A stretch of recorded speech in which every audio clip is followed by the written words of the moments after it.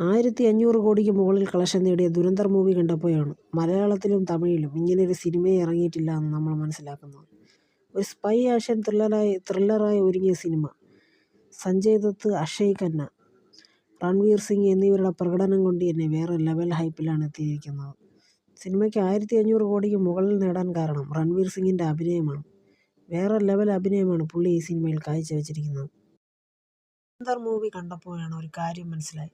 Dhurandhar movie തമിഴിലാണ് ഇറങ്ങിയിരുന്നെങ്കിൽ അതിൽ മാധവൻ്റെ character അങ്ങനെ തന്നെ ബെഞ്ച് മാർക്കായി തന്നെ നിൽക്കും. പക്ഷേ രൺവീർ സിംഗിൻ്റെ ക്യാരക്ടർ സൂര്യയും, അക്ഷയ് ഖന്നയുടെ ക്യാരക്ടർ വിക്രമും, സഞ്ജയ് ദത്തിൻ്റെ ക്യാരക്ടർ കമലഹാസനും, SGRും കൂടെ ഉണ്ടെങ്കിൽ സിനിമ വേറെ ലെവലാവും.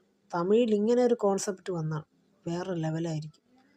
തലൈവർ 173 തലൈവരുടെ 173ാമത്തെ സിനിമ വേറെ ലെവലായിരിക്കും.